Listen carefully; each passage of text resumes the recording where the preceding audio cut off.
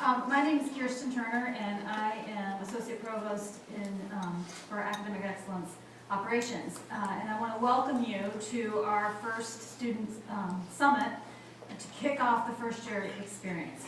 We today are 220 strong in terms of RSVPs. We've got people here from all across campus. It's very exciting to see so many people.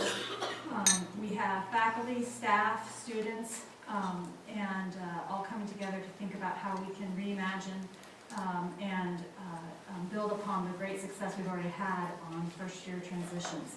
We've got a strong morning for you, and I'm going to go over the agenda here in a second and then introduce our first speaker. But before we get started at all, I want to recognize some people because putting on an event for 220 people across campus with, and I don't know if I just said this or not, but we also are streaming this on YouTube for some people who couldn't make it and for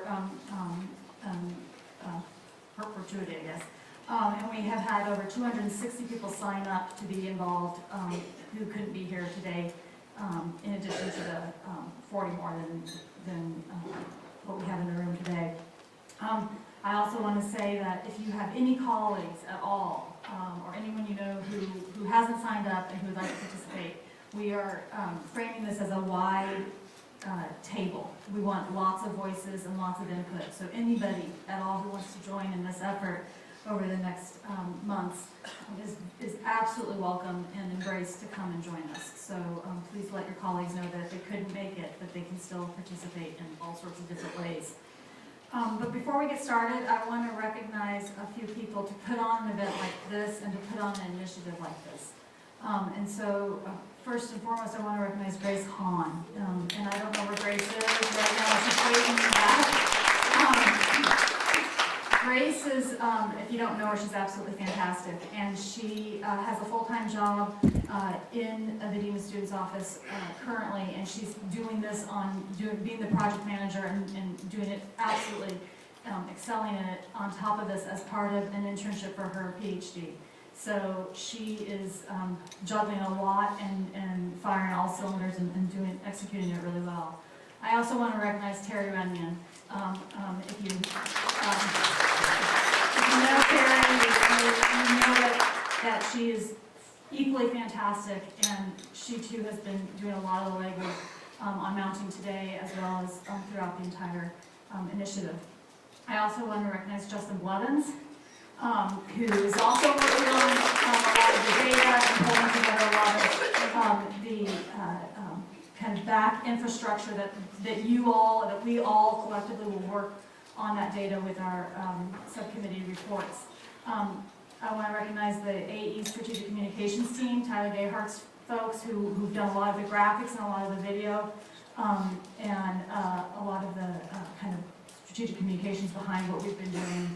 And I also want to recognize Ellicott Cahill, who is a student worker, who's also been doing all of this with Grace and with Terry. So I wanted to make sure we gave some round of applause. But before I go too much farther, I want to walk through today's agenda. You have a little card in your seat. We are in the middle of a welcome. In a few minutes, I'm going to introduce Drew Koch, who is the keynote speaker, and he comes from the Gardner Institute.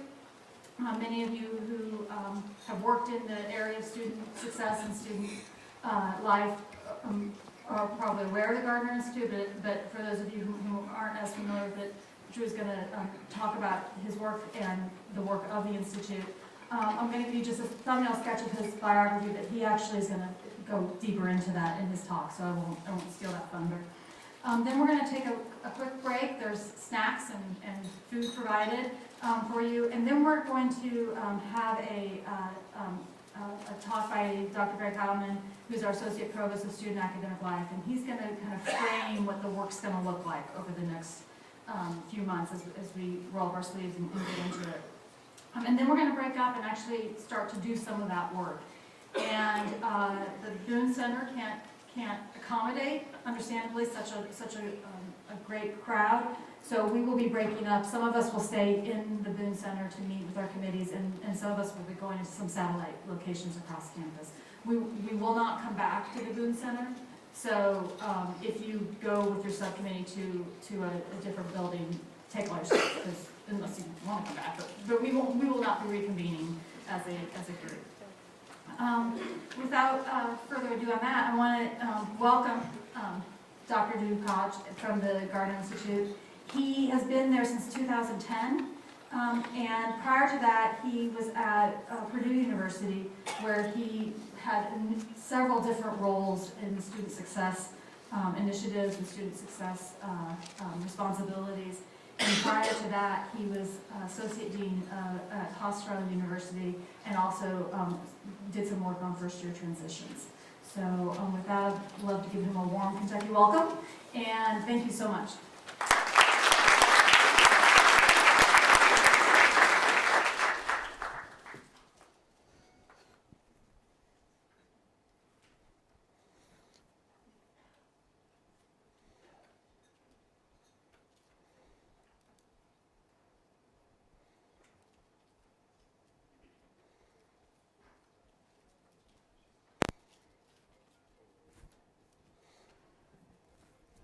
Well, good morning, everybody.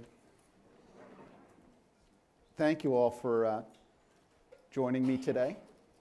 It is literally a packed house, so much so, as Kirsten said. And first off, Kirsten, I forgot my manners. Thank you, yes, for introducing me and for having me here. And thank you to Grace and Greg, yourself, and all others involved with this endeavor. As I mentioned earlier, it is in fact a packed house, so much so that it's being live streamed. So not only is it important that I do it right here, but I have to do it right for the virtual realm. So short version, I have to really make sure I don't suck wind. A little bit about my background. I am currently the President and Chief Operating Officer of the Gardner Institute. Well, actually, currently I'm your speaker. But a little bit about my background. It's a little ironic that one of two senior leaders in the Institute, the other, the namesake of our organization, our Chair and Chief Executive Officer. When, for the longest time, particularly during undergrad, I highly questioned whether or not I was supposed to be there. My parents immigrated to this country. I was born about 15 years after they did. My mother's higher ed experience consisted of 2 courses in English that she took at a community college so she could learn the language a little bit better. And my father's experience, he had dropped out of school at 14 to become a tool and die worker to support his family. And part of the reason why they immigrated here was simply because in his home country of Germany, he could not go to the university. And he had hoped to go, so much so that when they emigrated to New Jersey, where the tool and die shop was, where he sort of secured a job, he went to what was then called Newark College of Engineering, and they said to him, hey, it's wonderful to see you. You don't have a high school degree. You can't come here. So he went to night school and did his high school equivalency and then went back. And then he did all his education during the night over about 20 years while working in the factory. So that's kind of my higher ed experience and background through my family. And when I went off to the University of Richmond as an undergrad, that was a very completely antithetical to anything that I had understood college was like through my family experience.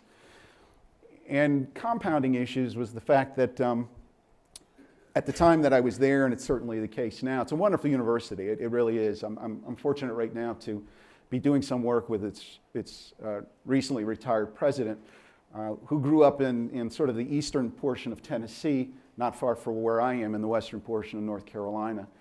And he and I were speaking. I said, you know, Dr. Ayers, I have this kind of love-hate relationship with my alma mater for the reasons that I was alluding to.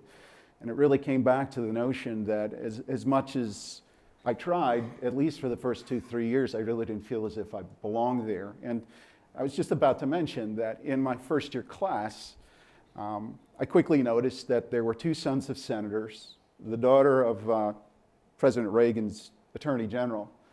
And a message that came through pretty loud and clear was that it really mattered what your father did, maybe even more so than what you did. And adding further doubt was the fact that my father died on the second day of my first year orientation. So a lot of this really caused me to question, did I belong there? Now, one thing that I had going for me is I looked like 95% of the rest of the student body. And I could go home over break and with some of my summer earnings order clothes from the J. Crew catalog, get a different haircut and come back and blend right in. And nobody knew looking at me that I was really questioning whether I belonged there or not. So fast forward many years later, I am both the worst person possibly the president of the Gardner Institute and also probably a very good one for the reasons I'm going to share. Our organization is one that has a two-sentence mission. The first sentence in the mission statement is to help colleges and universities improve their teaching, learning, student success, and completion efforts. And the second statement is to help those institutions advance the twin goals, or the related goals, of equity and social justice. Everything we do around student success is done through that equity and social justice lens. And that's why a guy who's the son of immigrants, whose first language wasn't English, who questioned for a long period of time whether or not he belonged in a college or university setting to begin with, is not badly suited to be doing the work that we're doing now. Now, we are the Institute, an organization that happens when two people fail retirement. Okay? Some people know John and Betsy Barefoot from their work at the University of South Carolina. John was there for 33 years before he retired, and he retired so that he could marry Betsy, right? They couldn't work together to be married. Only Lou and Skip Holtz could do that, and technically they weren't married, they were father and son, but you get the shtick, right? I mean, it's, so they moved to Western North Carolina in 1999, and shortly thereafter they had a grant from the Pew Charitable Trust that was gonna go 14 months, and then another grant came, and then another grant from another foundation, and then here Drew is speaking to you, right? So I'm gonna not belabor the point, but we're an 18-year-old organization, just celebrated our 18th birthday in October, and we have that mission that we advance and we advocate. So some of you, perhaps Christian even recently said, so how is it down in Columbia? And I guess the answer is maybe it's a little cooler than normal, but it's usually pretty hot down there, but we're not there, right? We're outside of Asheville, and we do this strategic planning work around student success with colleges and universities. Now, a bit about this session's title. Number one, I acknowledge it's very long. My PhD is in American Studies. Everything happens at the hyphen, and you need a lot of words, right? That's what I took away from my PhD program. But the title, Redesigning Foundational Experiences for More Equitable First-Year Student Success, links both what we do with Foundations of Excellence with why we do it. And in large part, that's why you're doing Foundations of Excellence, right? So I really want to focus on that. It is sort of the fusing, that blending, that liminal space between the completion agenda, which is frequently about getting more students to graduate, which is not a bad thing, but that doesn't necessarily inspire people to get up. I know few faculty and staff who get up and say, I can't wait to go retain more students today, right?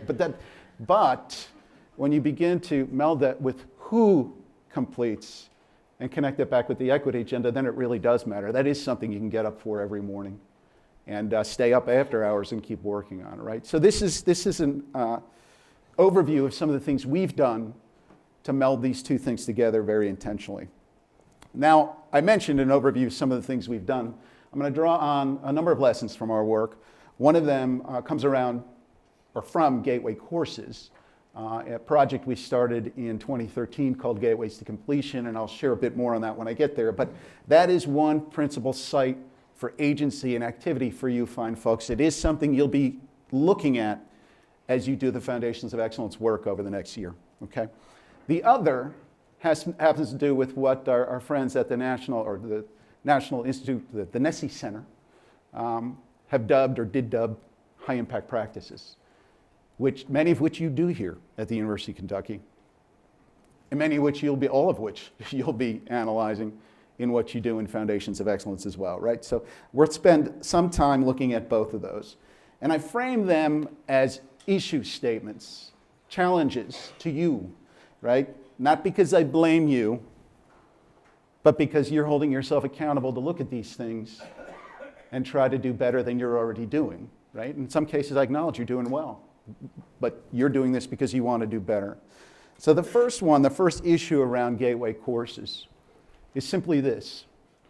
And Greg and Kirsten and others have some data, whether they're going to share it here or not, or it's not that they're hiding it, but that will substantially support what I'm about to say. This is not unique to you. but you are not outside of this. And that is simply that there are deplorable rates of failure in foundational level courses, particularly when you begin to disaggregate them, disaggregate the data. And where that's particularly seen is for historically underrepresented and underserved students, right? This is that equity imperative piece that I spoke about a little earlier. And this is also, by the way, disproportionately who's coming to college and will be coming to college. If you've taken a look at the Knocking at the College Doors studies put out by WICHE, the Western Interstate Commission for Higher Education, it's a great acronym. Every now and then I envision that it's a woman who does the report and then it's the WICHE woman. But moving, I'll stop because I can do that all day and you won't like it. What we have done in our work, that Gateways to Completion work that I mentioned earlier, is now we're working with about 60 institutions across the United States and 2 internationally to look at this issue. So this is an issue that doesn't just transcend state borders or institutional boundaries, but ones that actually transcends national borders as well. But bulk of the work comes with institutions in the United States, and that's whose data, at least a subset of that, is in this mix. And I had the good fortune for about the past 4 years to have the American Historical Association pretty involved in the work that we do. I mentioned my terminal degrees in American Studies, home department was history. I have a master's in history as well. So the reason why I chose history is because if I chose math, my STEM colleagues would turn around and say, what do you know? You're no mathematician, right? But if I choose history, they can't claim that I don't know it because at least I'm part of the family, right? I can make fun of my siblings. You can't, but I can. So I started there. Now, in fairness, we have data on a whole heck of a lot of other courses, and I'm going to show you some of it too. But I'm primarily focusing on history. And because of that work with AHA, annually at their meetings, we did sessions. We were fortunate I was able to do some work with Peter Felton at the ISOTL group, the study of teaching and learning, the International Society for the Study of Teaching and Learning in History. We did something there, and we kept sharing more and more of the data from our work. And finally, the executive director of AHA, Jim Grossman, said, you know, Drew, you've talked about it enough. You ought to write something up. But for God's sake, do it in 1,500 words or less so people would actually read it, right? So that was his guidance, and that's what I did last May because he said I had to, otherwise I couldn't come back, right? So what you see here with the circle around it is a title that I took from a James Baldwin essay, Many Thousands Gone, which is a hymnal, a spiritual title. And I tweaked it a bit and called it Many Thousands Failed because we dug into the data that we had for history courses, particularly US history courses. And here's what we found. Now, when I say we, the we is my good colleague and friend and fantasy football commissioner, Brent Drake, who is the he was the chief data officer at Purdue. He's now the vice provost for decision support at UNLV. He said, Brent, I have all this data. It would be better if you dug into it, number one, because then I don't have to. But number two, more importantly, because I have somebody validating what I think I'm seeing, because I had actually dug into the data before, right? So he went into it, and it comes from 32 institutions that, up to that juncture, I mentioned we have 60 now, but we weren't quite that large then when he did this analysis about a year and a half ago. And what he found, and he did, by the way, an analysis for 8 different courses, and this, as I shared, this is the US history one. And what he found in aggregate is that at the 32 institutions, the aggregate rate of failure measured by D grades, F grades, W for any form of withdrawal on the transcript, and incompletes, because incompletes often become failures when the students don't complete them. So we call them DFWI rates. What he found is that there was an aggregate DFWI rate of 25.5%. And the range was 5.66 to almost 50%, and there it is for you, right? So you can see, and that red line, and sometimes it's green in some of the other some of the other slides. But you'll see the low end, the high end, and the mean sort of with the bulk of the institutions clustering around it. So I've had people say to me, well, okay, that's good. So that means like 75% of the students are succeeding in that course. So really we're upholding standards and rigor. And that is a fine argument until you disaggregate the data, right? Because what's called rigor or standards becomes something very differently when you begin to look at who is not succeeding in these courses. So the first key takeaway on all of this, and it's the reason why you're doing some of this work now in the Foundations of Excellence process, is that first-year students are most at risk. In history, you'll note there, again, there's the green line. That's the average 25.5% DFWR rate. And the bar to, I believe, your left is first-year students. And it kind of has a nice descending linear trend where second-year students are less at risk, third-year students, et cetera. But really, there's still seniors taking this course, and it's about a 15% DFWI rating, right? So these are students not far from graduation who are not succeeding in a foundational history course, right? But again, first-year students most at risk. And by the way, just in case you say, well, that sucks for history, right? We find this trend across all courses. What's alarming, though, in some of them, and this one comes from college algebra, is that it's not as much a downward slope in some of the other courses as you would think, right? So I'm not going to focus too much on algebra, but I will say if you think the answer is avoid some of these gateway courses early on, the answer is no, not really, because you can fail it, at least algebra, just as high a rate sophomore, junior, and senior year. You have to actually do something about the courses. That's the takeaway. So we further disaggregated this data to look by factors such as gender, income level as defined by whether or not you achieve the Pell degree, and first generation status. And here's what we found. Males are at greater risk than females. I mentioned to some of you before, I worked for Dean at the University of Richmond who used to jokingly refer to this phenomenon as testosterone poisoning. In the 80s, we chuckled. In the 21st century, we recognize that this is a serious issue, right? Then we account for Pell grants when we look at income, right? And you will notice that students who receive a Pell grant fail the course at higher levels and rates than students who do not. Now, what you'll also notice is there's that unknown category. And I kept this in the slides because I wanted to emphasize something, and this is the unintended consequences associated with federal policy. In 2008, there was a reauthorization of the Higher Ed Act, and they were really concerned about student-level privacy on the FAFSA. So much so that right now, about half the institutions, maybe a little less than that we work with say, well, according to reauthorization in 2008 of the Higher Ed Act, we can't share any financial data with you. The problem with that is then that means they're not sharing it within their own institution. Because remember, they're doing this work so they can look at it themselves. And so they never take a look at whether low-income students do better or worse. So what I would encourage you to do is to look at that, right? And at least share it internally. A little over half, and we talked with NASFA, the National Association of Student Financial Aid Administrators, and they basically said, well, each institution's needs to determine it on their own, but the reality situation, this isn't why that policy was enacted, and we really wish people would look at matters by income, right? So again, big takeaway, income really matters. So does first gen status. Now it's a little lower there than I would lead to believe, and then the unknown status is a lot higher. And the reason there, at least my belief, is because there are a lot of institutions that don't even ask.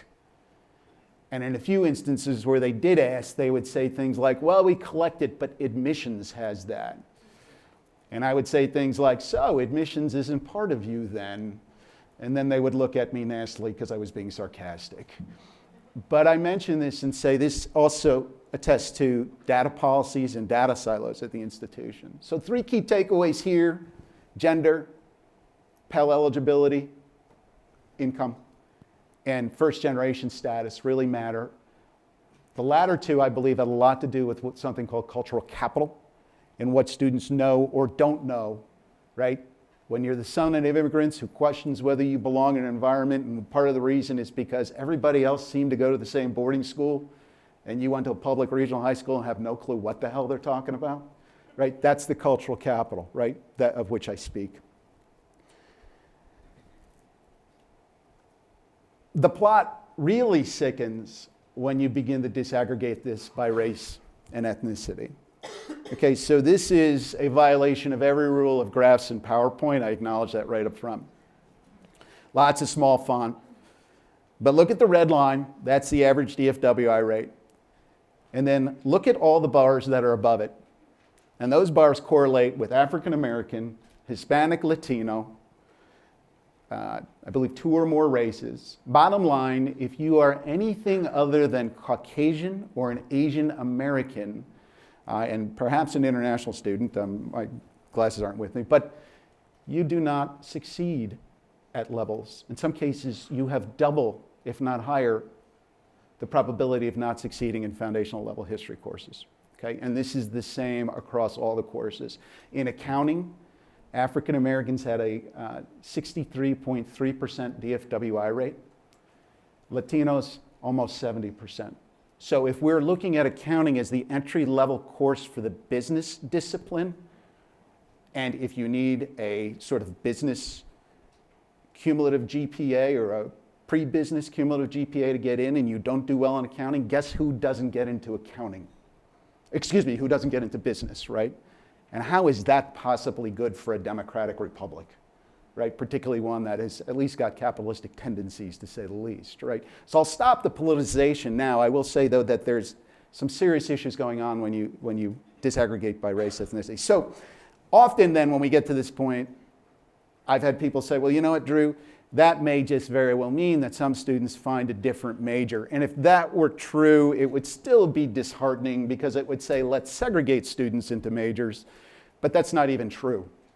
Okay, so what we found, and this one is particularly important. The one on the right is the DFWI rate for students who were retained at the institution. Okay, you'll note it's below the mean. So students still didn't do well in the course, but they stuck around. The one in the middle, that's the DFWI rate for students who were dismissed. You need to expect that to be high. And I don't want to dismiss those who were dismissed, but I'm not focusing there. I'm focusing on the one with the circle around it. That should have been the giveaway. That is the DFWI rate for students who are in otherwise good academic standing. And we define that being 2.0 or better. Now somebody can say, well, you know, Drew, 2.0 is not great. But you know what? If they had that at just about every college and university in the United States and completed a program of study, they would have received a degree. Okay, so you will note that that DFWI rate is almost double. These are for students who are in good academic standing who voluntarily opted not to come back to the institution, right? So think about this. One course, predominantly first-year students, grade point average of 2.0 or higher, and they left. This tells us that one course may not be causal, but it's highly correlated, failing one course with not being around the next year at that institution. And what Cliff Edelman has found in 2 sort of huge studies he did, studying the same cohort over 8 years, and then he took another cohort and studied over 8 years what happened to them, is he found that any time, or in aggregate, that when students had 20% or more of their grades in this DFW range in foundational level courses, they didn't only not complete a credential at the institution where they earned that grade, they didn't complete a credential anywhere. So when we think about who is not succeeding in these courses, and we think about what that means from sticking around an institution, and then you take Edelman's data to say then they don't finish anywhere. This is a serious crisis, and we're just starting to recognize it. And by the way, this has probably gone on decades. I would argue it could have gone on centuries. I just don't have data from 1636 from Harvard, right? But I will say that this is an issue, and it's something we can do something about.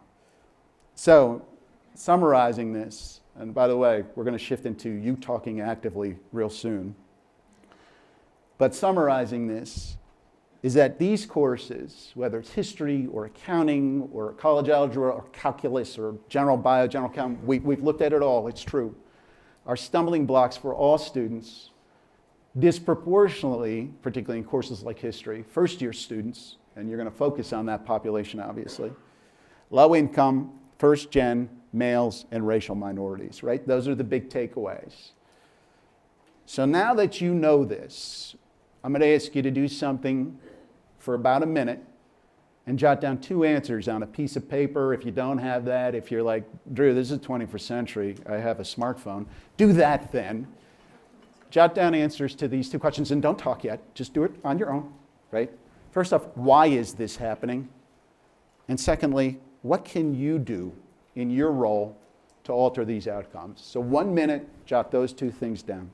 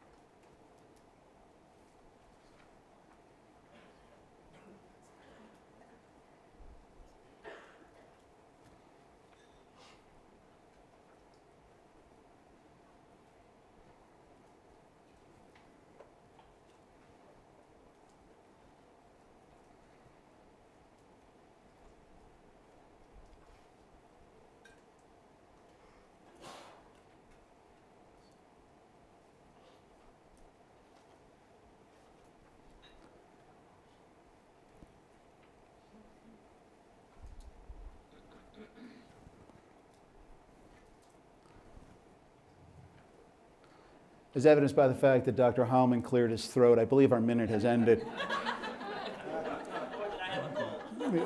Yeah, or you've been on a lot of planes around sick people. Yeah, it's like 2 degrees out most days over the past month. So there's that. It could be, yeah. Okay, so here's what we'll do next. Some of you are seated next to friends. Some of you are seated next to strangers. Some of you are seated next to frenemies, and you need to fix that. I'd like you to pair or triple up and just talk about your answers for about 5 minutes, right? You are the masters of your own 5-minute time frame. Just make sure there's an equitable sharing, because sharing is caring, right? So let's go ahead. We'll start now. 5 minutes of discussion.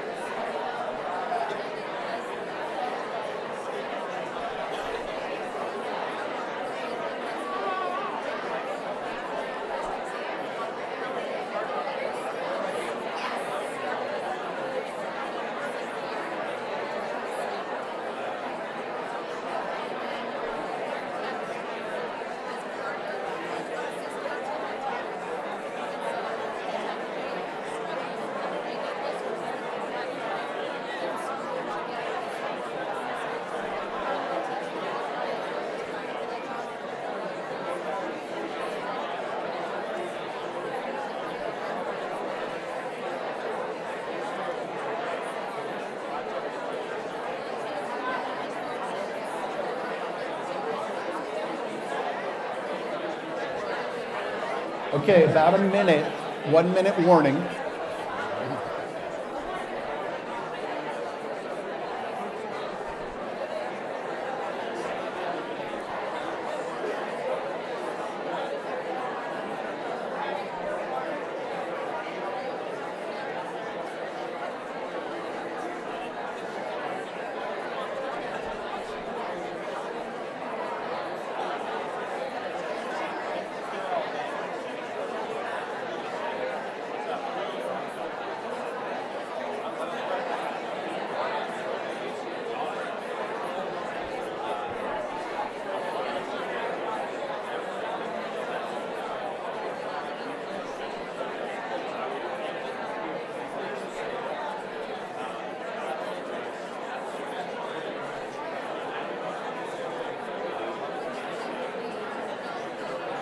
All right, ladies and gentlemen.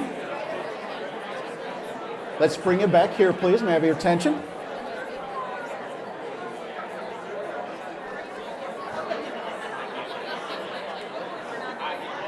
Okay, a few things.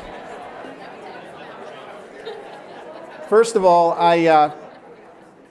before we proceed, and by the way, the sharing is caring comment I made right before you started was foreshadowing, because you're going to show just how much you care because a few of you are going to share, right? So, but before we do that, I do need to acknowledge, normally I walk around the room when I do this.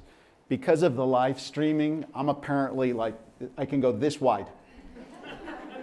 And I'm fortunate I didn't eat a big breakfast, right? So I ask your forgiveness on either end of the room or in the back.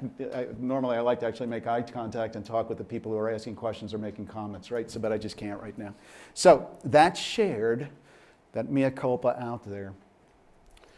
What I'd like, one intrepid soul who will be immortalized forever by your Foundations of Excellence Task Force, who get a plaque and everything. Greg said so. Yeah. To go ahead and share an answer to why is this happening. And you can summarize for the group, right? You could say, I'm answering for a friend. And this is what they said about why this is happening. Why is this happening? Do I have a volunteer? Okay, we have one there, and then we'll go there. Okay, I have not forgotten you. Okay, and educate me. Who are you? No, really, who are you? Oh, I'm sorry. I'm Leah Vance. I'm a graduate teaching assistant for transformative learning and a student in EPE. I think students, our group kind of agreed, students don't have the skills to succeed, and they don't know how to seek help for the skills that they don't have. Okay, so there's one of the reasons is a potential skills gap, right? And who's coming to college. And I don't disagree, by the way. And now I'm going to say something else that might cause you to think I do, right? But I'm going to draw on the work of Sandra McGuire. And I don't know if you're not familiar with Sandra, I would highly encourage you to look.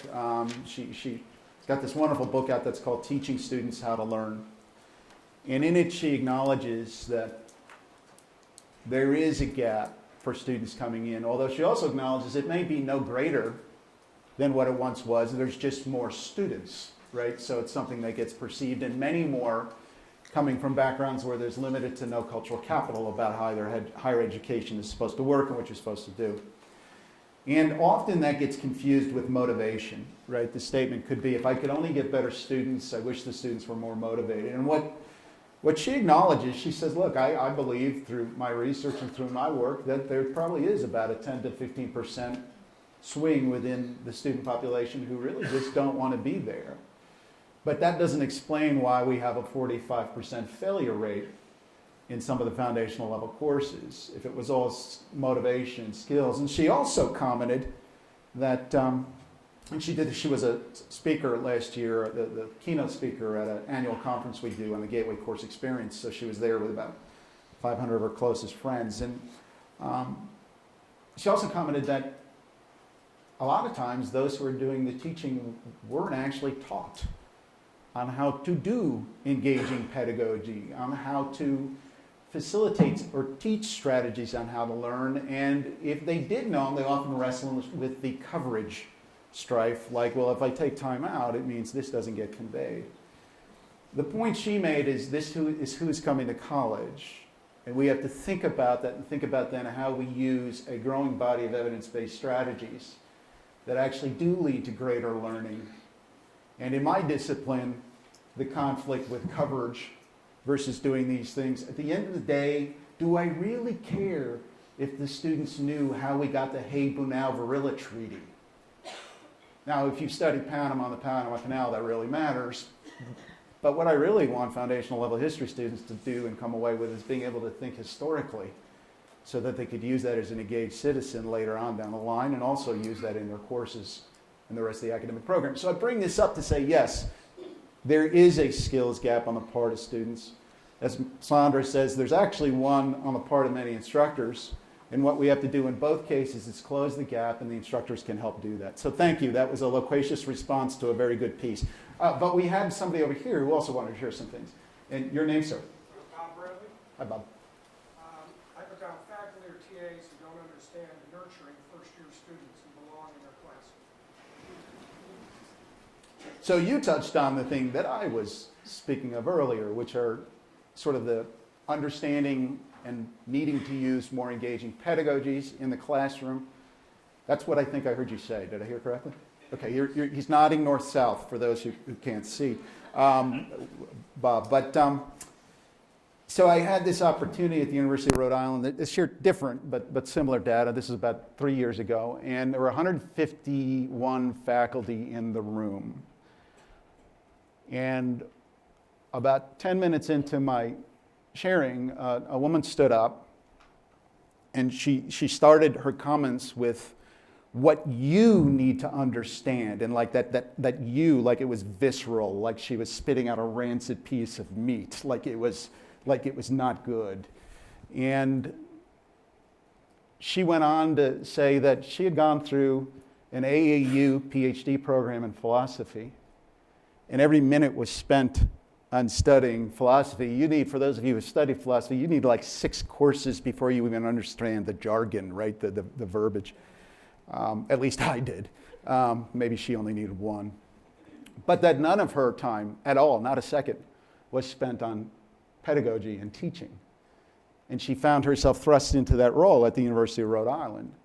And she went on, so I stopped there. I didn't cut her off, I let her, but I asked those in the room, the 151, that's why that number matters, to raise their hand if they had some form, a workshop, a lunch and learn, a whole full-blown program. 3 people raised their hand, right? So when we talk about working with who's coming to college, if you haven't had any of this preparatory work, I'm surprised the outcomes are as good as they are, right? So anyway, one more, why is this happening? And then we'll move on to please. Kim Anderson. Hi, Kim. I may be repeating things, but I think some of these students are coming from high schools where they have smaller classes. They were top in their class. They come to college, larger classes, they're not getting the personal attention, and they've never failed. And so they give up. Yep. So you spoke on a couple of items there, right? Class size, sort of monitoring of student progress, maybe not having to have to deal with failure before, those sorts of things. Class size frequently comes up, and I can tell you that the body of scholarship on it is pretty mixed, right? And last week looked at a report that one of the institutions that we were working with turned in, and their instantaneous response was, if we could only have 12 students per class, everything would be better. And I looked at that and said, you were almost in financial receivership. How are you going to make that happen? You have to actually think about what you can do. And so I bring some of this up. The scholarship, and I alluded to it earlier, on engaging pedagogy. If you've not seen Scott Freeman's work, it's from the Proceedings of the National Academy of Sciences. So that rag. And Freeman did this meta-analysis. He and a group of graduate researchers did this meta-analysis of 225 studies and on active learning. And they had a low threshold, 10% of the activity in a course. active learning that also had some of those elements that Sandra McGuire talked about, sort of teaching students how to learn, getting peers to teach each other how to do this right stuff, but a fairly low threshold. Like, he wasn't saying flip everything, right? He just said a couple assignments or a couple class sessions incorporate this. And the big takeaway on all of this was, A, active learning really works, and B, had this been a medical study, it should have been stopped for benefit, right? Now think about that, right? We know that the outcomes are so compelling, yet many of us don't use those strategies. So when you talk about class size and you talk about the type of engagement and sort of things that can happen, even in larger lectures, these things can be incorporated. It's about creating an infrastructure and structure to do those things. So I'm going to move us on into high impact practices so we can go there. I thank the three who shared and thank all of you who did. But some of the things we talked about are what you can do, right? So that's not why I'm proceeding on. So the second takeaway, I will tell you, the issue is that there are less than optimal integration and less than optimal scaling of what's called quote unquote high impact practices, and I'll define that in a second. And because of that, we have unacceptable outcomes, and again, they're particularly prevalent for historically underrepresented, underserved students. Now, I will tell you that a number of these slides are used with permission from Jillian Kinsey, who's the Associate Director of the NSSE Institute, the National Survey Student Engagement Institute. And the folks at NSSE, a little over a decade ago, identified 10 strategies. Now there are 11. I was at Kean University last week. I made some Spinal Tap joke about this one going 11. It totally bombed. I was going to try. I see I kind of did now. I'm trying to wean myself from it. But there are 11. Here are the 10. Right, really small font, but this deck is there and you can go to the NSSE website, right? But a lot of them occur in the first year. First year seminars, learning communities, undergraduate research can, even though it frequently doesn't, common educational experiences, sometimes in the form of either readings or common courses or things along those lines, common intellectual experience, right? A lot of these occur in the first year. There are others that occur later, right? Like the capstone experience. You can't have a capstone if you're not later along the academic pathway. But again, these are the 10. The 11th is recent work by Brett Einen from LaGuardia Community College and Laura Gambino out of Gutman Community College, where they've done a lot of work around portfolios and e-portfolios.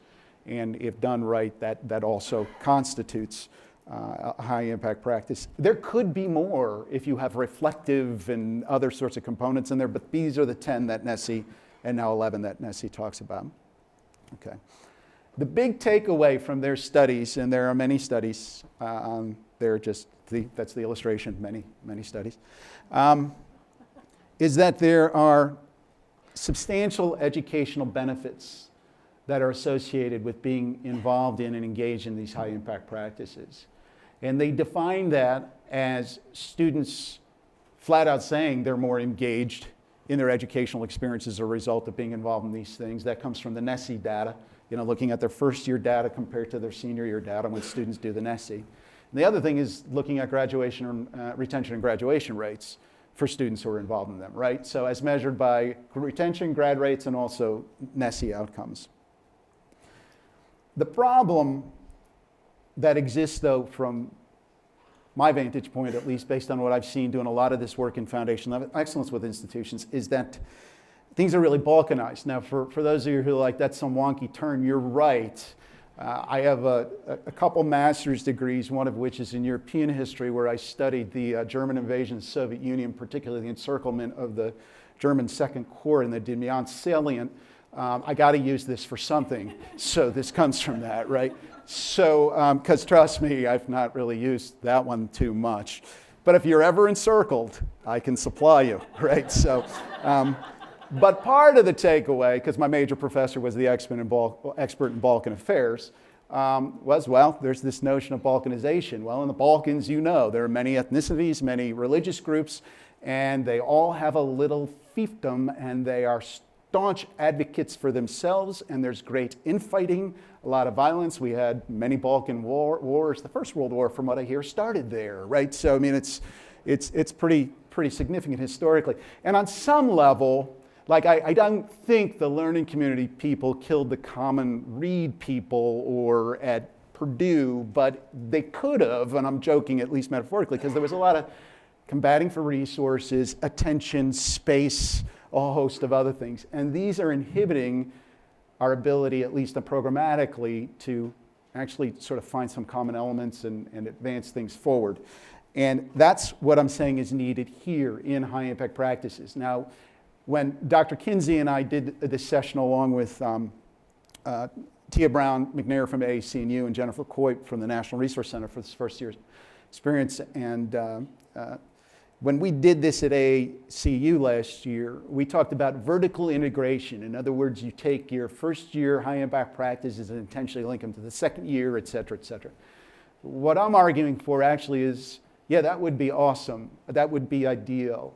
But how about we start first by having horizontal integration? And we think about how maybe first year seminars could connect more intentionally with learning communities, connect more intentionally with some of the other experiences that happen in the first year. And that's what I'm advocating for here. And you will look at that in the work you do around in Foundations of Excellence, right? This is some of that tie-in.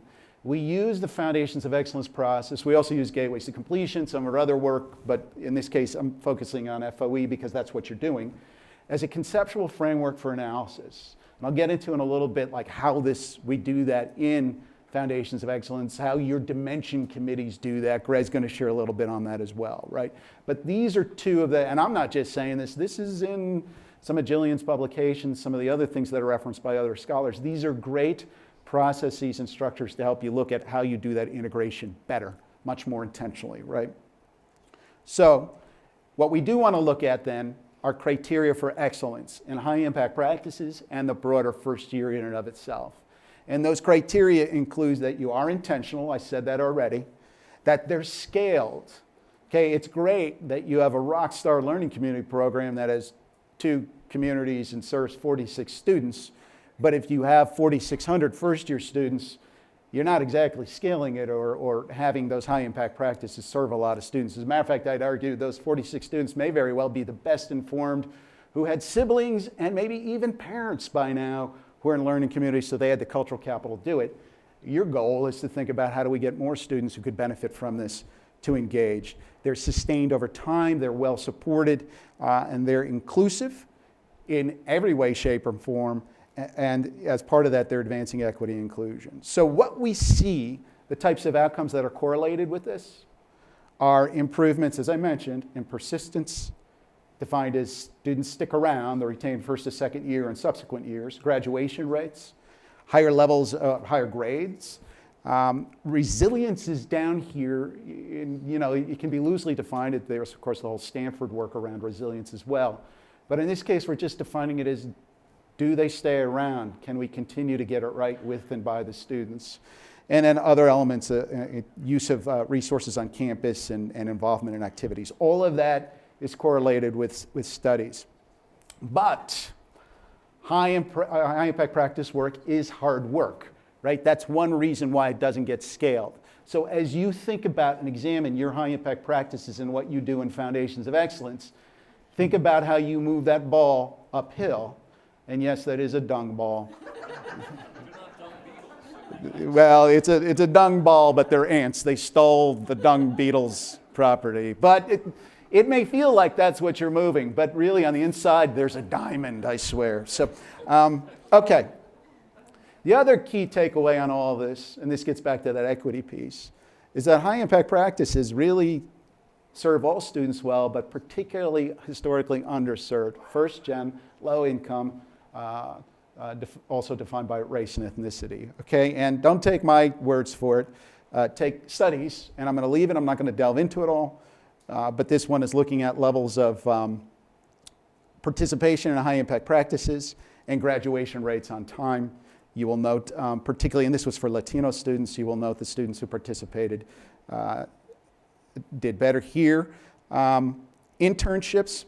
I want to point one key thing out, and this is particularly my concern over engagement in these high impact practices, particularly by students of color and particularly by African American students. You will note that they are disproportionately underutilized, particularly by African American students. This is an example of internships, and here's an example, study abroad. Now the argument can be made here, well, we need better awareness. Well, it also could be that there's not nearly as many students of color in the second, third, and fourth years when some of these things happen. That's a bigger issue yet, right? So I think some of it is to work on first-year student success and build awareness of these activities, which will then in turn lead to hopefully greater participation by underrepresented groups. This, by the way, is first gen. You'll note in every instance except service learning, lower participation by first generation students. Some of this may be that awareness that these things exist. Some of it may be they are not as around as much in later stages. Service learning, it's about the same, maybe a little bit higher. I would say that's because service learning experiences are sometimes better integrated in the first year than some of these other ones, right? And are they widely available and accessible? And this piece gets to, do students participate in more than one? And the data would suggest that, well, students with, at least correlated with greater levels of cultural capital, participate in more than one. Those without don't, which has led some institutions, including, Greg, your former institution, New Mexico, to say everybody does at least two, right, and come up with that prescription. So the question is, does the University of Kentucky require that? And I'm not saying two is the magic number. I'm just saying that's better than one. The data shows that, and it's definitely better than none, right? But if you don't, is that something you want to think about? And how do you scale that, and how do you structure that in what you do with Foundations of Excellence, right? So what we do know for sure is that students who participate in these do better. Historically underrepresented students who participate in these do better even yet, right, than students in aggregate. They are desired, the types of outcomes and elements that occur in high impact practices are actually desired by employers. Employers say, we wish people can communicate better and work in teams and do these things, and that's what goes on in high impact practices, right? So there's some connections there. And they're growing, right? And students and faculty actually dig them, right? I'm not making that up, they tell us this. But there are concerns about growing them, as evidenced by the dung ball, right? It's hard to do that. And there's also concerns about equity, about students who know about them, don't know about them, who they are. And even as more students get engaged, Sean Harper got a research team together that looked at, through a critical race theory lens, and there were some perceived microaggressions by students who were engaged in these high impact practices. So the point I'm getting at here is not just to get more students in them, but as you diversify the student population engaged, think about what you're saying and what's being conveyed intentionally or unintentionally through what's being done. And last but not least, there's the connection of the high impact practices in the co-curriculum. There's a lot of ways you can link what goes on in the classroom and high impact practices with experiences outside the class. And it's that level of engagement, particularly with faculty, that's correlated with significant gains in engagement and learning, but also in retention and graduation over time. There is a lot of effect of this on faculty and on staff, right? They do take time. So you need to take into account what sort of resources are needed, both in terms of development, financial resources, et cetera. You will examine this in Foundations of Excellence. So, and that serves as a halfway decent lead-in to a few additional points, and then we'll just open it up to Q&A. And these are really additional points that connect to the work that we just discussed, to your work in Foundations of Excellence. I want to focus particularly on the Gateway course piece. First up, there's data on Gateway courses in your inventory. When you get into the Foundations of Excellence platform, you will have data on high enrollment courses, DFWI rates associated with them. It's not disaggregated. We don't do that in Foundations of Excellence. We do it in some of our other work, but not here. But if you wanted that, I'm sure that's something that your IR folks can help you get and look at. You may already have some of that, Greg, right? So it's available. It connects very well with the learning dimension. It also connects very well with the faculty, the support, transitions. Academic advising, by the way, is included in the transitions dimension, hence the connection to what goes on Gateway courses. Diversity, because of what's conveyed in the courses. As Greg, I believe, will share, we don't define diversity as in different race, ethnicity. We define diversity in Foundations of Excellence as different viewpoints. And that comes across in courses. By the way, in all students, we do look at different race, ethnicities, et cetera. So it's diversity from a race, economic, first-gen status. We get at that in all students as well, right? So you'll see that. And then improvement. And improvement is really how do you use assessment to improve practice. So this gateway course experience that I talk about, you will look at, in some cases, very in-depth, like in the learning dimension, in other cases, more tangentially, but definitely you'll look there too.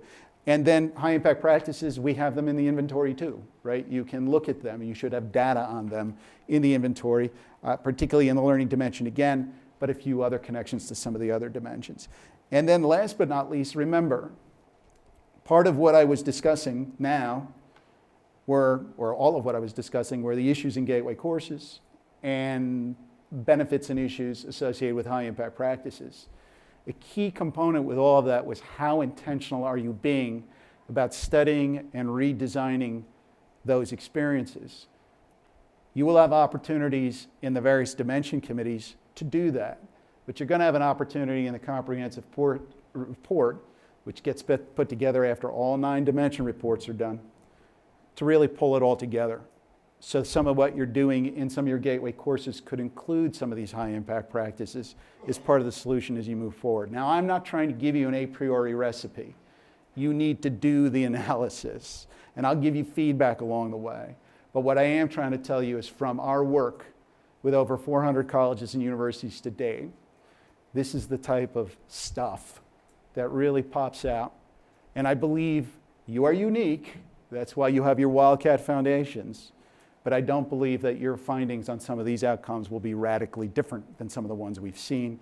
That's why I'm sharing this now as a precursor of things to come. So, we now find ourselves at 9:44. I'm not saying we must talk for 16 more minutes. I'm not gonna. But what I am saying is this is your opportunity to ask me some questions or make some comments, give me some feedback on what I just shared. And right after that, you all get to take a little break, right? So, who will lead with a question or a comment? Please, I'm sorry, it's the right in front of me. Sorry. Okay. So I'm wondering, you disaggregated based on first generation, race, gender, etc. Do combinations of 2 of those make it more likely? Like if you combine, say, poor and race, or poor and male, or first gen, does that make a difference? Yeah, so for those who might not have heard, you projected very well, by the way. Yes. I teach. Yes, I could tell, but I sense that. I am a Richmond Spider. My spidey senses were tingling. Good. Yes. Yeah. Yeah. So that's shared. Dumb joke, sorry. What was asked is, do combinations factor in or matter more on some of the disaggregated data that we looked at on gateway courses? My hunch is yes. Brent's doing that analysis next. Okay, so we've not done that yet. I asked him, say, take each one individually, Right. and then once you've done that, combine it. So that's our next step. So my gut tells me yes, but my gut will feel better once I actually show you the data to support it. Yep. Other questions or comments? Oh, please. And just name, address, PIN number, please, all of that. Lou Hirsch from the Department of Plant Pathology in the College of Ag. So you've done this with over 400 schools, as you mentioned, and changing the direction of an institution is big. It's kind of like changing the direction of a tanker ship on the ocean. It takes a long time. How long, in your guys' experience, does it take a university or college to make these changes and actually affect change to these demographics that we're looking at? Great point. The question was, for those who didn't hear, although another instructor who can project, was how long does it take to affect change? Dr. Drake also did a different analysis that I didn't share with you. Not because I'm hiding it, but because I have lots to share. We could be here for years, and you'll all leave me in about 5 more minutes. So, but he looked at that juncture, 153 institutions that had been in our Foundations of Excellence work. And he did this analysis. He did two of them, one in 2010 and one in 2011. And he looked over a 4-year period of time. What he found is that in aggregate, regardless of the degree to which institutions self-reported implementing their plans, there was a 3 percentage point increase in first and second year retention rates over that 4-year period of time. But the important piece wasn't the 3 percentage point increase, it was the degree to which institutions implemented their plans. And that was self-reported. We didn't tag that. We just asked the respondents from the institution to, it was fairly simple, high, medium, low, no, right? So put yourself in one of those boxes. The high implementers had an aggregate of 5.62 percentage point increase, about an 8.2% increase on first and second year retention rates over 4 years. And when you disaggregated that by community colleges, it was about 3.75. Independents, which were smaller in number proportionately, were 12 percentage points. And then sort of public 4-year universities, regional comprehensives were closer to that 5.62 mean. Low implementers actually, and no implementers experienced attrition. Okay, so it's not enough to have your plan. You actually have to do something with it, right? That's the big takeaway. And we looked at 4 years because that was the best data that we had at that time, given some of the lag in IPED's data and some of the other things that we had. What I will tell you, and what Jillian Kinsey has found in her research, and this is a statement she and George Koo have written up, this notion of positively restless institutions, is that they do, and she actually pointed to and found in her research the Foundations of Excellence work. She wasn't looking for it, but a lot of institutions were doing it. They do something like that, and then they followed up with something like our Gateways to Completion work, and they might do a Baldrige effort, or they might do something with online learning, right? But they connect them all. And some people talk about, well, I got initiative fatigue. The reality is, if you create it, implement it, and then stop, well, you see that dip again over time. So it's not enough to do the study and implement it. You have to, according to Kinsey's research and Koo's research, link it with other things to sustain that movement. So we saw 4 years, we saw 5.62 percentage points, 8.2% over those 4 years, but you had to be a high implementer. And Kinsey and Koo would tell you, and then you have to do other stuff too, and link it back to what you did. So that was a long answer to a simple question. I think as a historian, I've been trained to say, it depends, right? So that's it. Okay, so was there a hand? Yeah, back there. Sorry, Please. I just want to speak to the gentleman who just asked. I'm the director of foundations at the School of Art and Visual Studies. And it took 8 years in committee for the School of Art and Visual Studies to figure out that they needed me and that who they wanted and how to fund it. And within my first year on the ground, we put something in place. And after that first year, we had tremendous success in retention from first year to second year. And we continue to improve the program, and we continue to have that kind of success. Thank you. By the way, folks on this side of the room, like this side of the room is really showing you up. So if you have a question or comment just to represent. Oh, right here, thank you. Yes, right here. Yeah. Hello, everyone. My name is Unique, and I'm taking courses in the EPU department. I'm working for the Unconscious Bias Initiative. And something that I have a question about is, where do we draw the line on the student's responsibility for their success and our responsibility for their success? Because it's very difficult to offer these opportunities to students who kind of are scared to take them or rejecting the help for various reasons. Great question. Proportionally or comparatively easier to ask than maybe to answer, right? But I will say that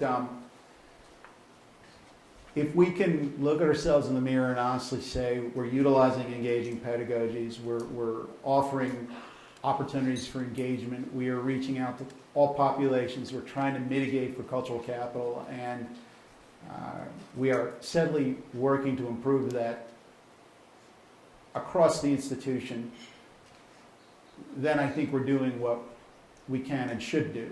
I do not want to ever dismiss student responsibility. It's important there, right? We're not saying give everybody an A. We're not saying, right? What I can say is I've not yet found an institution that can say they do that. right? They do some things in some areas well, and that's the point about dissemination and scale and being very intentional about that. So to answer your question, never ever would I advocate removing student responsibility. At the end of the day, they have to show up, right? But I will also say that some of the things we may be doing or not doing with some of our students actually invites them not to show up, right? And that's what we have to examine.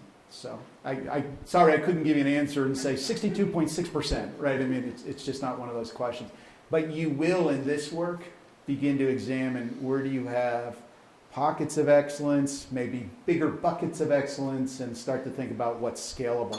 And by the way, some of your efforts that are excellent might not be scalable, right? The question I didn't answer, because you didn't ask it, when we ask high implementers where they got their money from, 3/4 of their money came from existing resources. They reallocated it, right? So they were willing to say, we can't scale this, or this is good, but it's only ever going to be good no matter what we've tried over the past 20 years. But this could be excellent, we can scale it. So they were willing to move some money around to do that. Low implementers and no implementers actually spent almost as much money. Bear that in mind. Low and no spending almost as much money. It tended to come from new resources. So not only was it barely implemented, it was really done in an inefficient manner. So to get back to what I was saying earlier, student responsibility is there. It's our responsibility to see how are we doing, what we need to do to meet 21st century college students, and how do we use our resources to scale that, right? So, thanks. Okay, I think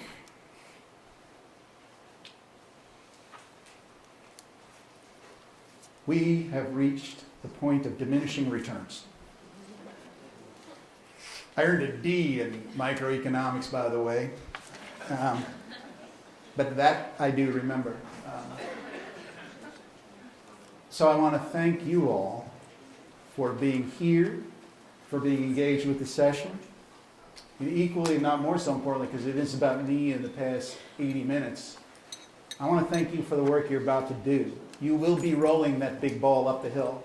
But I can tell you've done well. You're not going to be Sisyphus, right? You can actually reach the heights. You're just going to have to choose a few things with which to do that and do them exceptionally well. So for now, thank you. Greg, Kirsten, 15 minutes? Yep, okay. If you would be back at 10:10. Ready, set, go.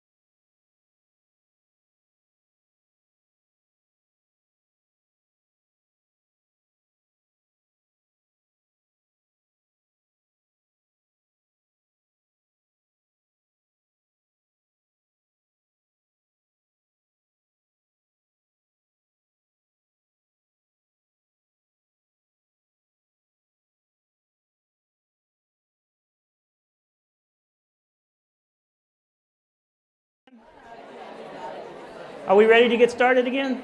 Drew? Quit bogarting my phone. Go for it. All right.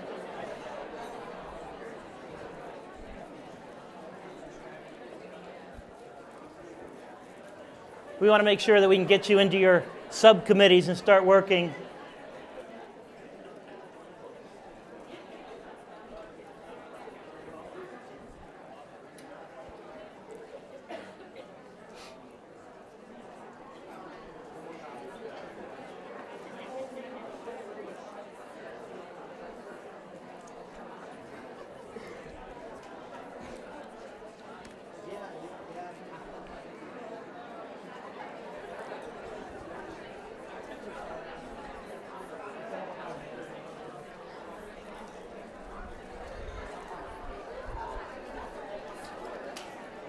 All right.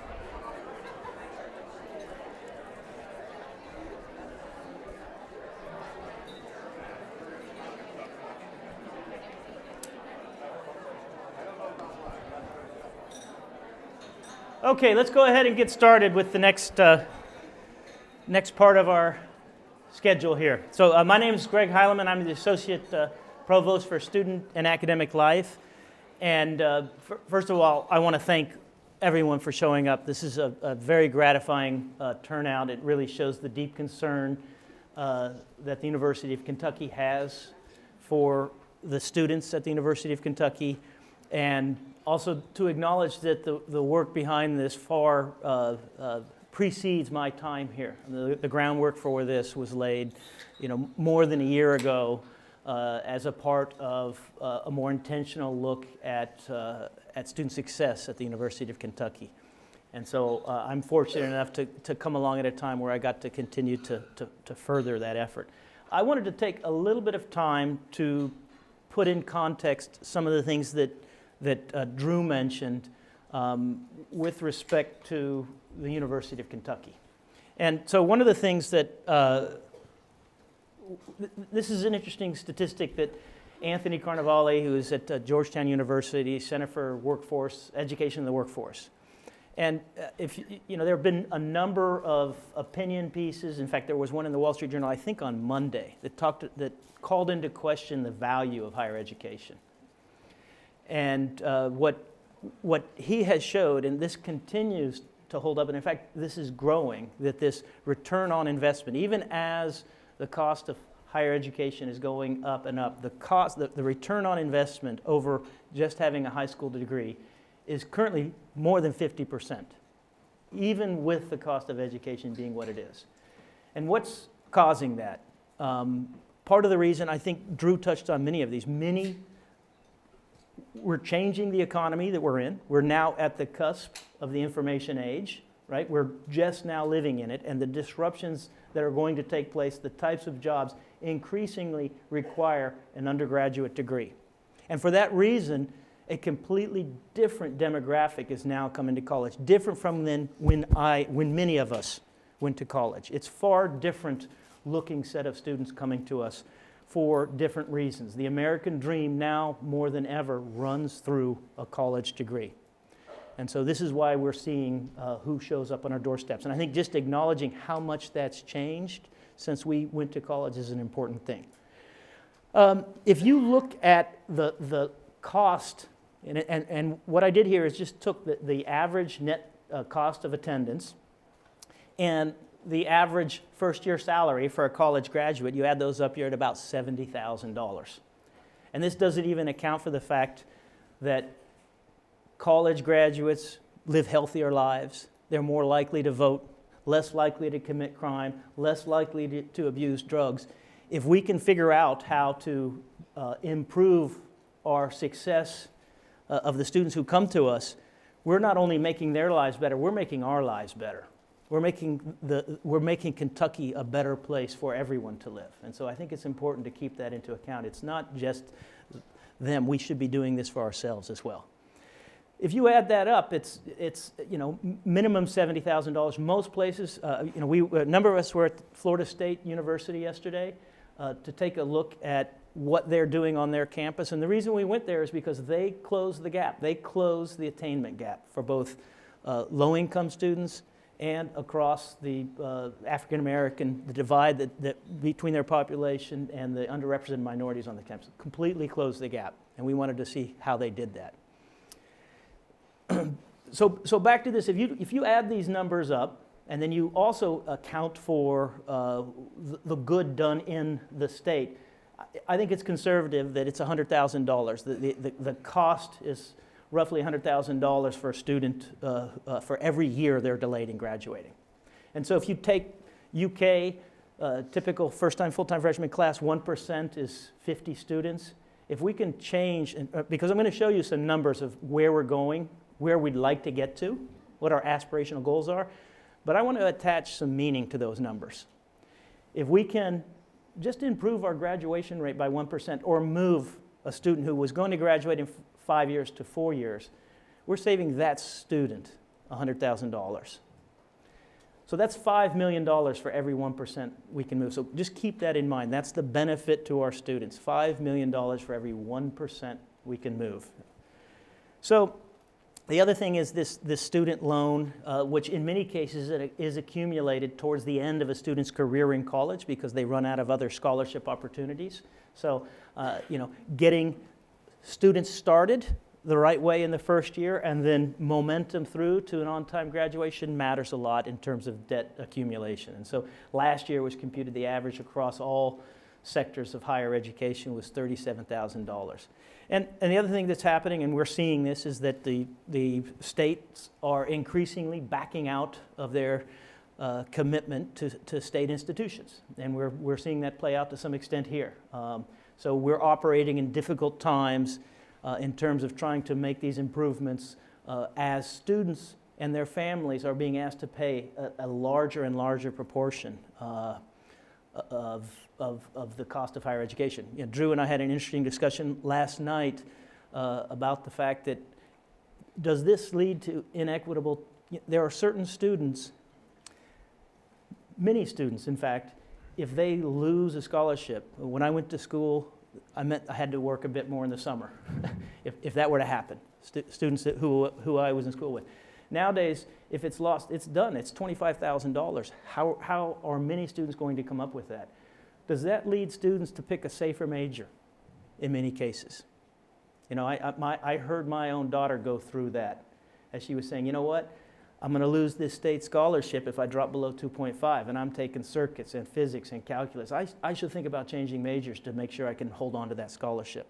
And she was fortunate enough to have somebody who's involved in higher ed said, no, don't worry about it. Just study what you want to study.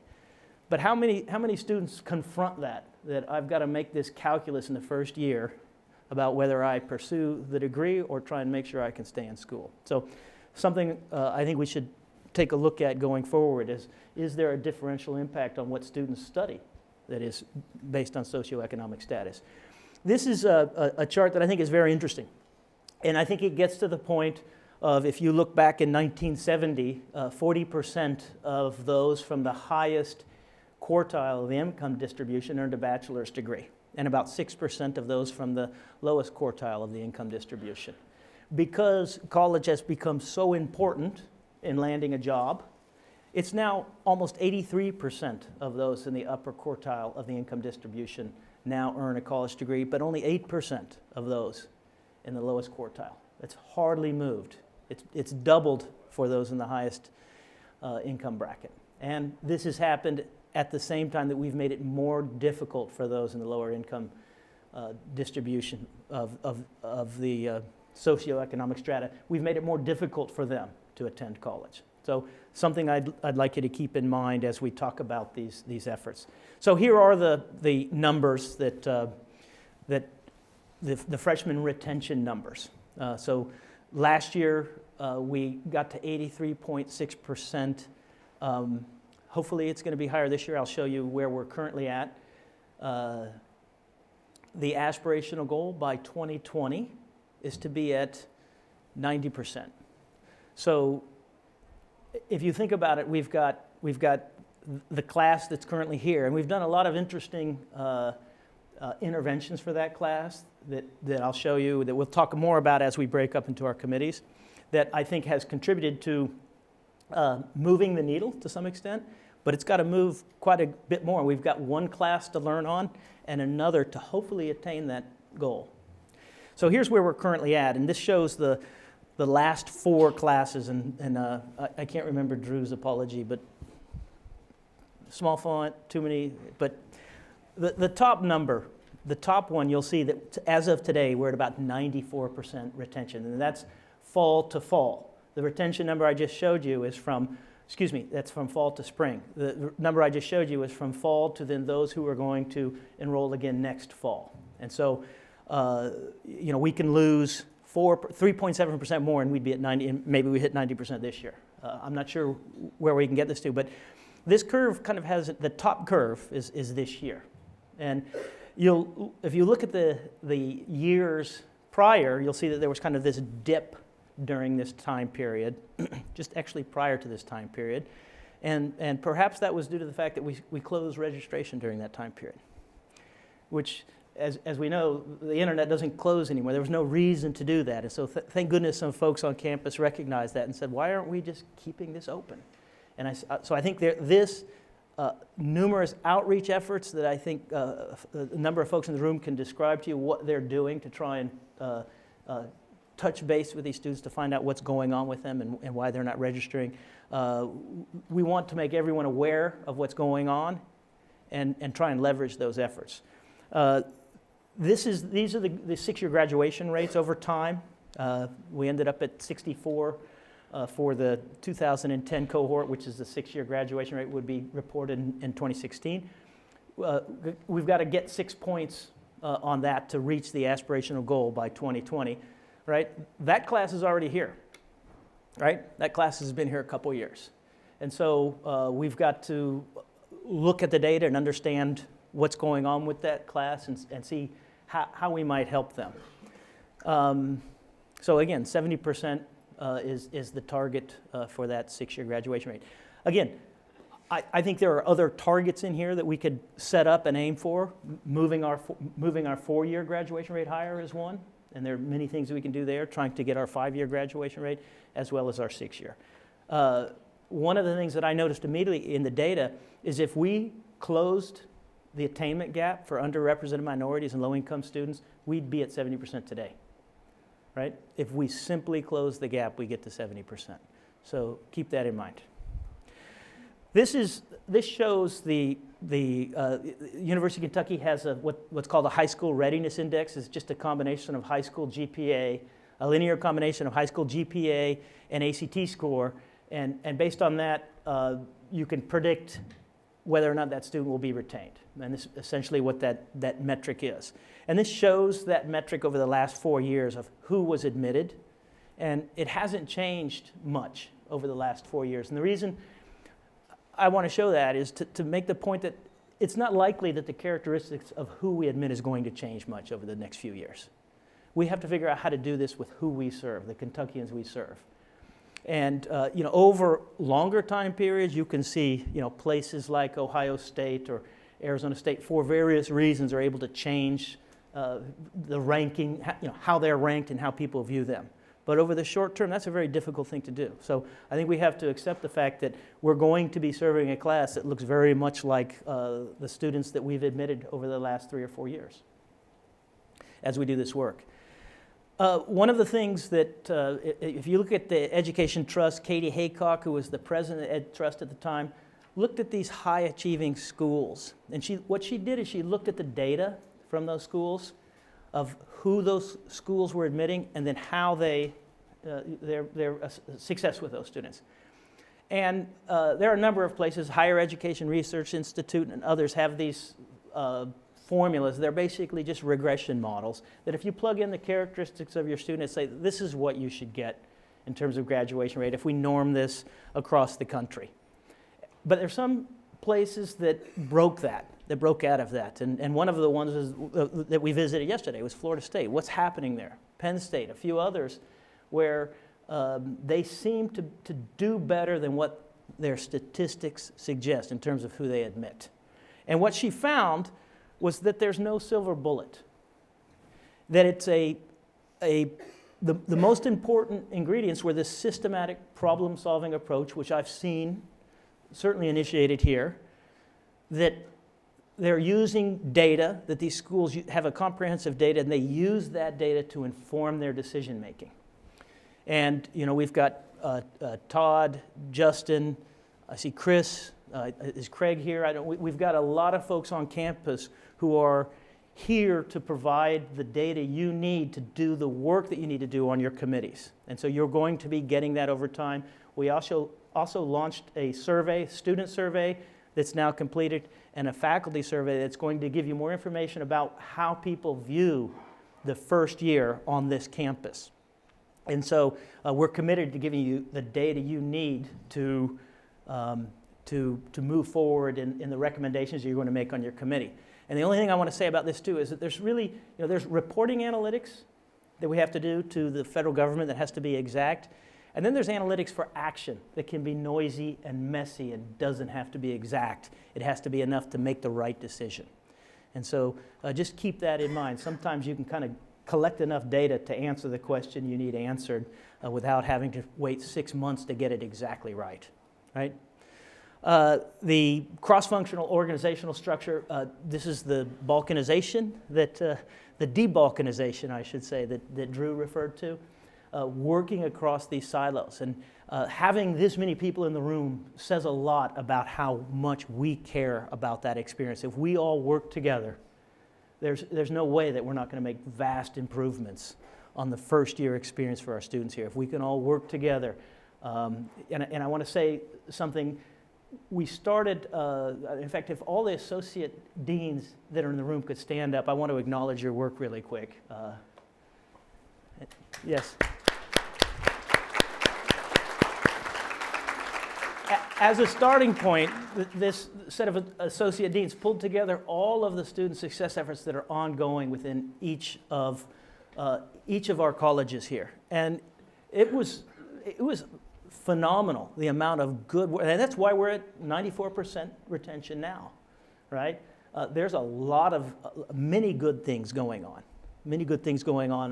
this campus. And so we've pulled that data together. Grace has, I think, tried to distill it as best she can for the purposes of the first year effort, but we also have a Dropbox that summarizes what's going on, a Dropbox folder that we can make available to you that summarizes what's going on within each of the colleges. But even during that meeting, I think it was I think Bruce Swetnam, I think, and Kristen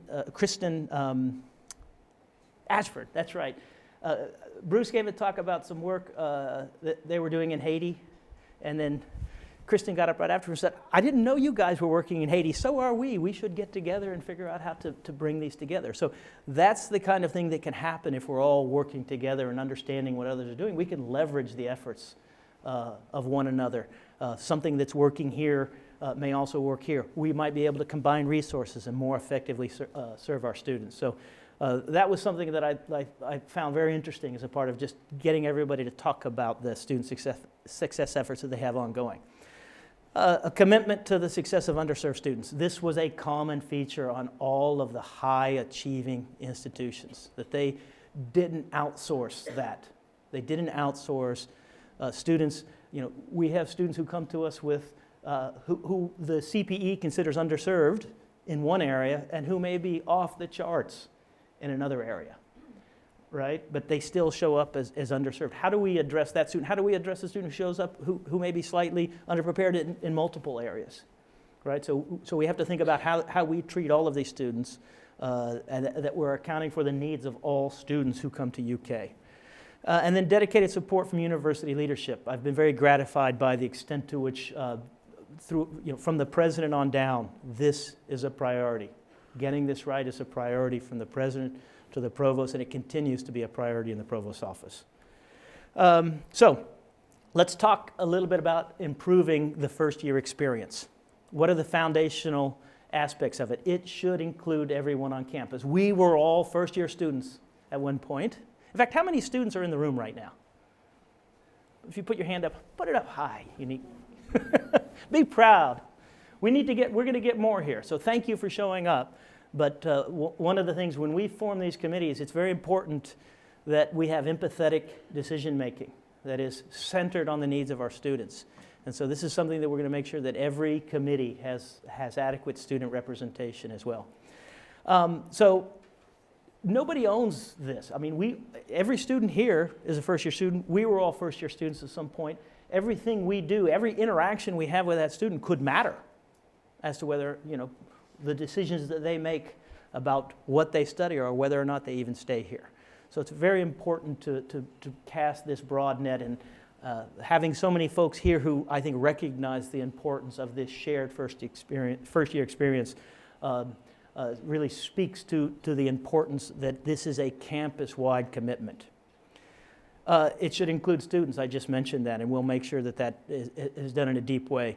We should have candid, honest discussion. I don't want to, this shouldn't turn into a bash session about, what's not working, but we also have to be realistic about what is and isn't. And this is the sacred cow discussion.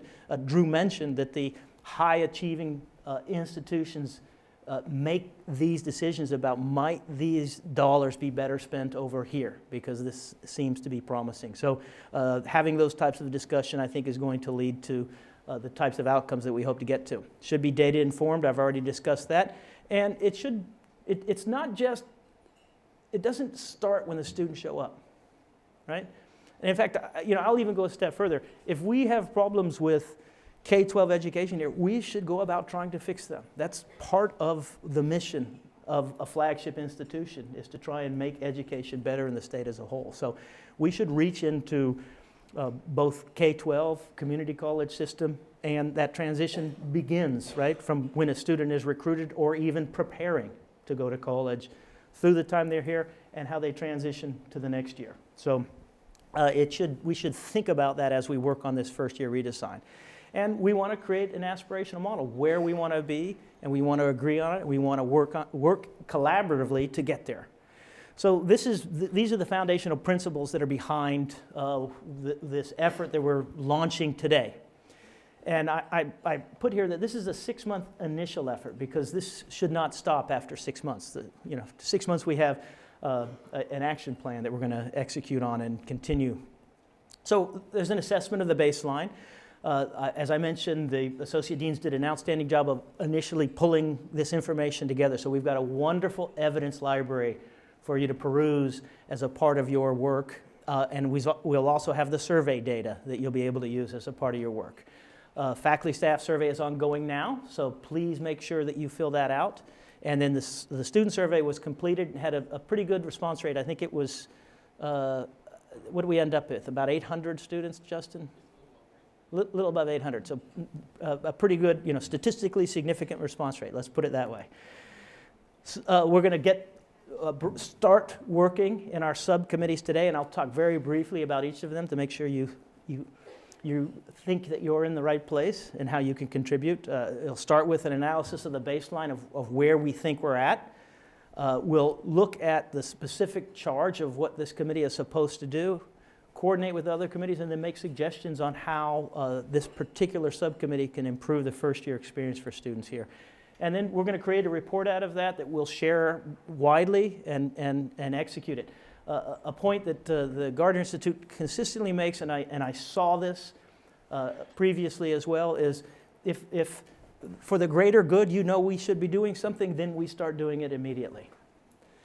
If there's something that's so compelling that and some of this is happening now with the freshman retention efforts, how we're reaching out to students, we know is having an impact. So we need to continue to build the plane, right? We're building the plane as we're flying it. And so this is something that is a part of this process. We're not going to wait for 6 months before we start to implement high impact practices, for example. So the administration of this effort.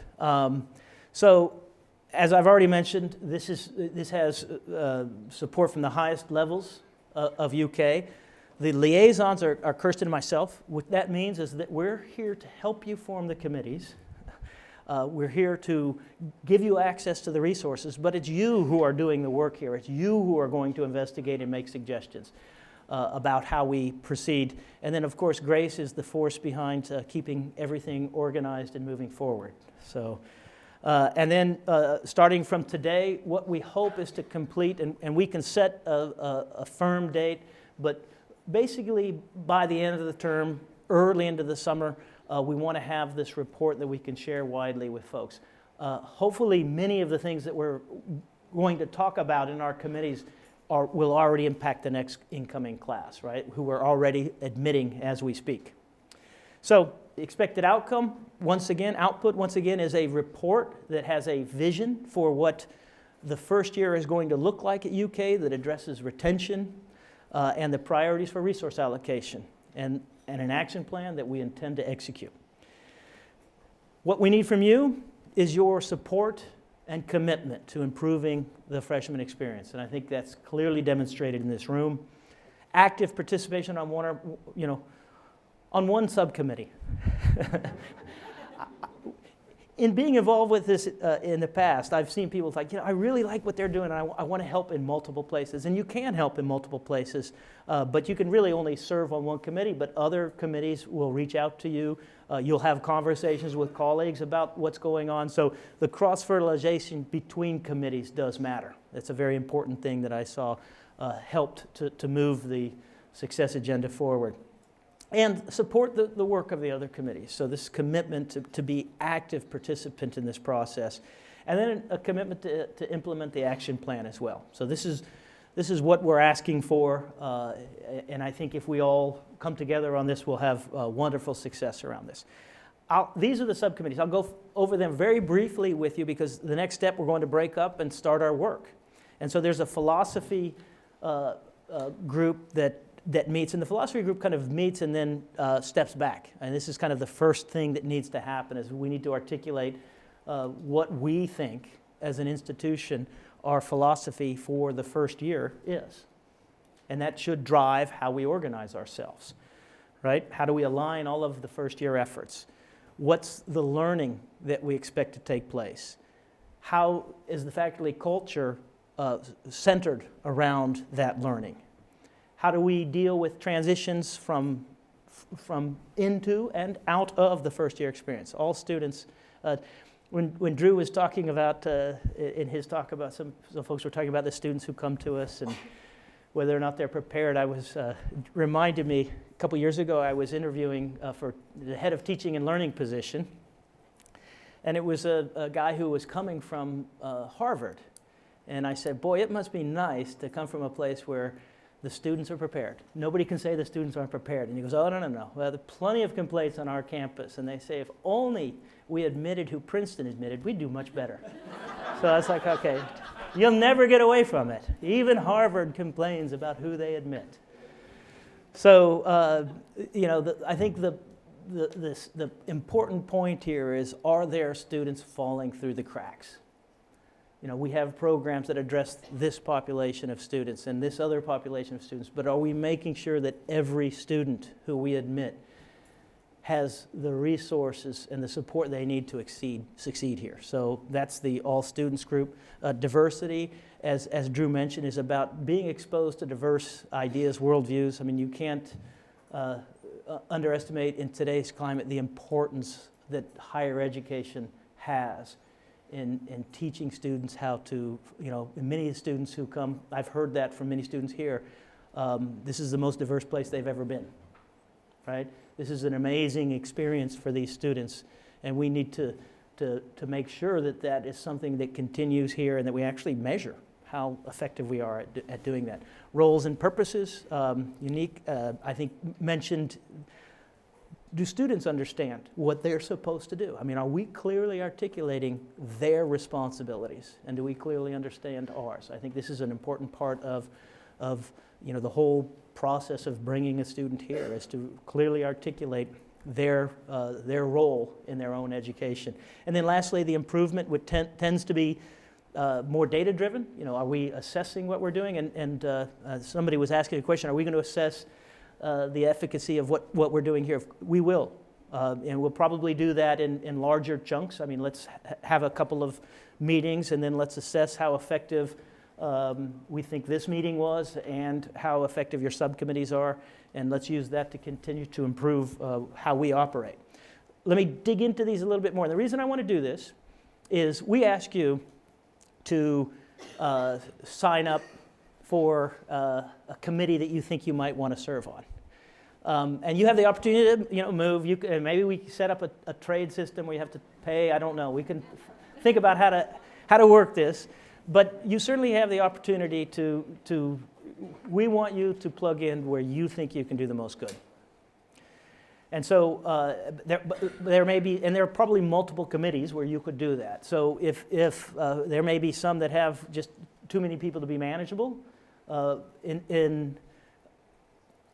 in my experience, you can have 30, 40 and still, break up and still do a good job. But we just have to see how this shakes out. But as a starting point, we want you to serve where you think you can do the most good. So the philosophy subcommittee, as we talked about, is to create this clear and easy to understand philosophy, what the first year means here, that our students understand, that we understand, and we live by it. And so this forms, as I mentioned, the basis for how all of the policies and how we organize the first year effort. This alignment of all first year efforts, I think there's massive amount of good that can be done by better aligning what we do, by working across the structures that we have here to better serve our students. There are a lot of gains that could be made here on the technology front, but also just on working across colleges and across other units that serve students.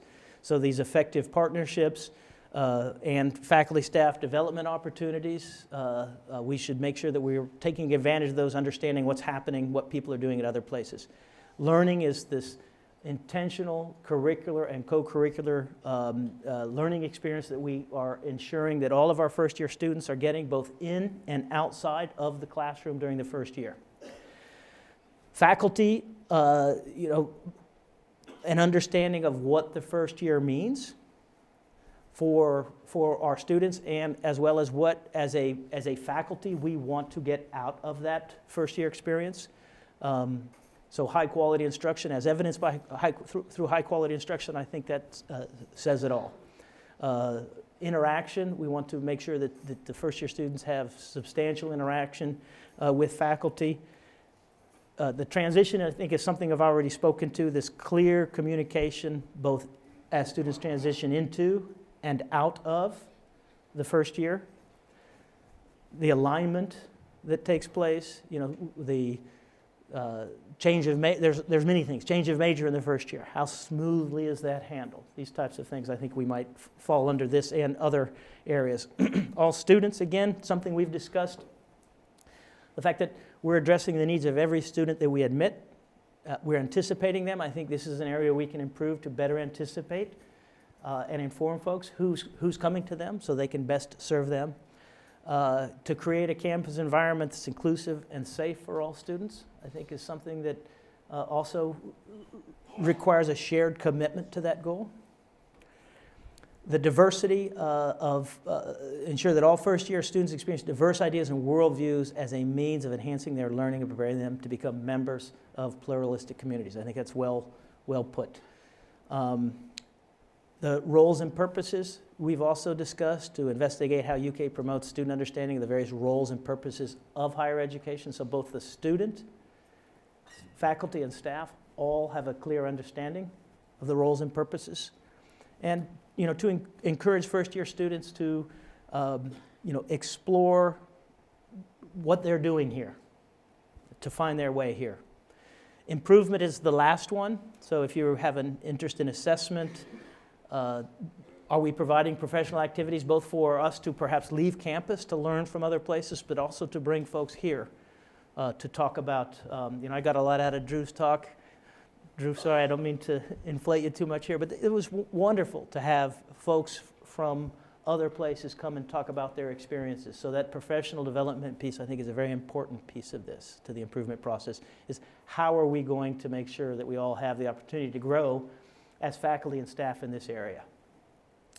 And then, so this gets at the familiarity with best practices at other places. So those are the 9 dimensional committees. The last thing I want to say about this is that this is, the Gardner Foundation has really put these together, I think, in a very informative way. And they've practiced it with many institutions. So if you do the work of your committee, I've seen this before, you'll see how it comes together in ways that really enable us to improve the first year experience for students. So it's a practice technique, I think, for how we do improvement. So with that, I don't know if you have any questions about any of these committees. If there are any questions, I'd be happy to take them or defer them to Drew, more likely. Any questions about any of those committees? If not, I'm going to turn it over to Grace, and we're going to get to work. So thank you again.